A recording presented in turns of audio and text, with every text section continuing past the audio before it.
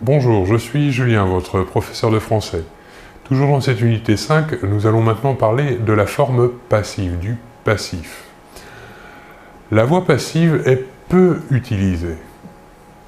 Elle est utilisée pour mettre en valeur celui qui subit l'action. Un exemple. À la forme active, nous aurons la phrase suivante.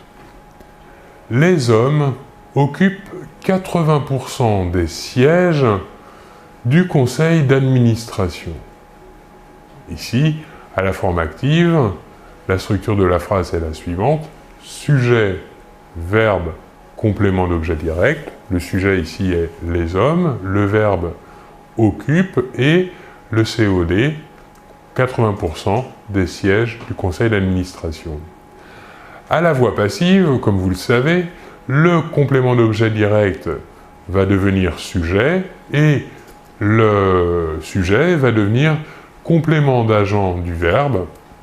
Donc, à la forme passive, cet exemple va devenir 80% des sièges du conseil d'administration sont occupés par des hommes.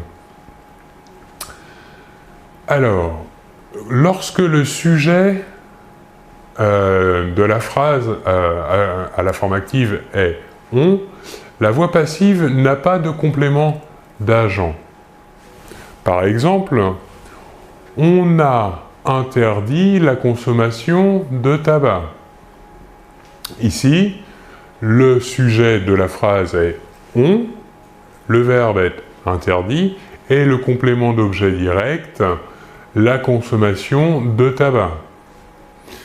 Donc, à la forme passive, on n'aura pas de complément d'agent. L'exemple va donc devenir « la consommation de tabac a été interdite ». Pour une phrase active avec, qui contient un complément d'objet indirect et non pas un complément d'objet direct, on ne pourra pas réaliser de phrase équivalente à la forme active. On ne pourra pas réaliser de phrase passive. On a vu que le complément d'agent est, en règle générale, toujours introduite par le mot « par ». Il peut aussi être parfois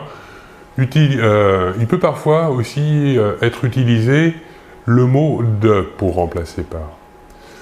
On peut utiliser « de » lorsque le complément d'agent, l'agent, est inanimé.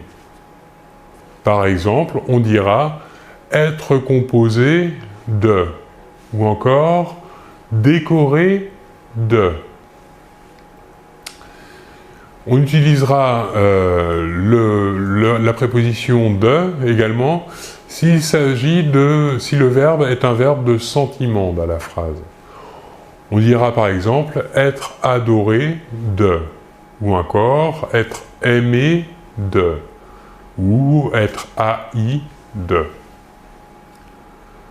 Voilà pour cette vidéo sur la voix passive et le passif. Je vous remercie beaucoup de votre attention et l'on se retrouve très bientôt. Au revoir.